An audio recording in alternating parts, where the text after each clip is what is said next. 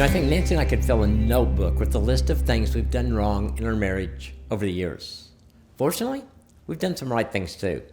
One thing that both of us feel has really made a difference is the time each day that we set aside to check in with each other. There were years when that was harder to find that time, but almost without exception, we found it.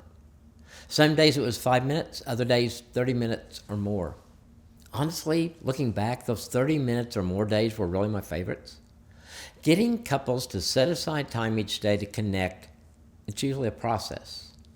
For most couples, it's not that they say they don't want to or that they have something better to do. It's usually the tough part is carving out that time and holding it sacred when schedules scream for their focus to be elsewhere. Todd and Jessica had 3 kids. They were spaced out the perfect 2.5 years apart.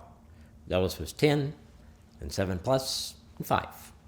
My guess is that you can relate in one way or another to their lives. Jessica homeschooled the 2 youngest, and the oldest was in public school. Todd had a really good job, and usually it let him be home by 5 on weekdays and very seldom required him to work on the weekends.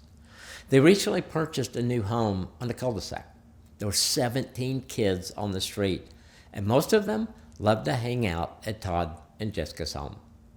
On top of all these things, each of their children were involved in 2 outside activities, which usually meant 2 practices, 1 game, and 1 day for a music lesson, times 3. The first time I saw them in my office, I thought, this couple looks really tired.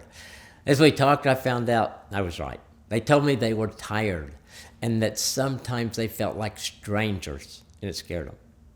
Todd said, it doesn't seem that long ago when we were so connected. And then we had kids. I get that. Kids are one of the greatest blessings God gives us in marriage, but they're one of the greatest distractions from our marriage. Todd and Jessica did what almost every couple does as they entered that raising children stage of life. They forgot to prioritize their marriage. Connecting before kids, it was easy. But now, it seemed almost impossible. I asked him what they had recently tried, and Todd said, well, I tried to ask her how her day went, but I know she thinks it's because I'm supposed to, and usually she's right. I just want to check it off my list, and I almost never hear her response. Jessica said, when we were close, I felt like I was completely involved in every part of Todd's life. When things went well for him at work, I knew, and we celebrated every victory, no matter how big or how small. And now, since this office moved a year ago, I'm not sure I could find my way there. As much as you may identify with Todd and Jessica, you may identify with this too. Life was not always this way for them.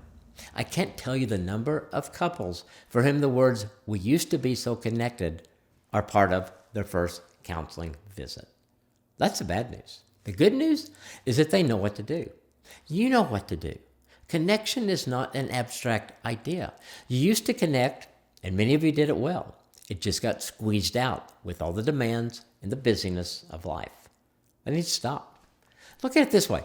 Your marriage is the most important relationship you will have in this life next to your relationship with Jesus. If your marriage fails, look at the fallout. It will be devastating to you, your spouse, your kids, and on and on. And if, on the other hand, you say no to some activities for yourself and your spouse and your kids, the fallout will probably be 0. When your kids roll into adulthood, what do you want them to remember? A terrible divorce, or parents who made their marriage a priority and thus provided a loving, secure home for them? Next steps are yours. First, find an hour to spend alone together when you will not be interrupted. This isn't a date night, but a work night, and it's going to lead to more date nights. Second, commit to a daily time together. If you can find more, great, but start with 5 minutes. The big idea here is to commit. And third, brainstorm all the things you did during your dating years, engagement period, and the 4 kids' time of your marriage that connected you when you were together. Write them down. What will fit into your schedule now? What would be great for future date nights? If physical could touch on your list, add it. It can be sexual or non-sexual, or preferably both. Fourth, don't let anything get in the way. Make these new marriage-long habits. For Nancy and me, connection time each day is a highlight. It was and is something we both look forward to.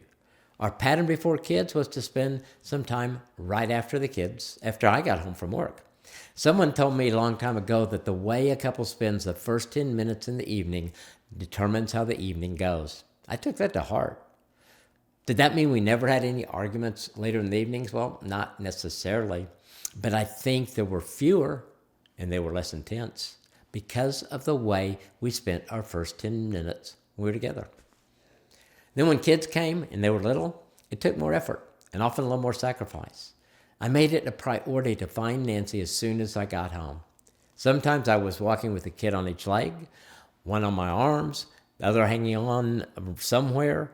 I navigated around toys and dogs, and I found her, and I kissed her, and asked her how her day was. Our connection time during those years came after the kids were asleep. Someone wanted to know if we were tired during those years. Yeah, we were, but we realized how important connection was for us. We looked at it this way. We could be rested and disconnected, or tired and connected. We choose tired and connected, and looking back, it was a good choice. So what about you? What's your first step in getting connected to your spouse? It's your choice. What do you choose?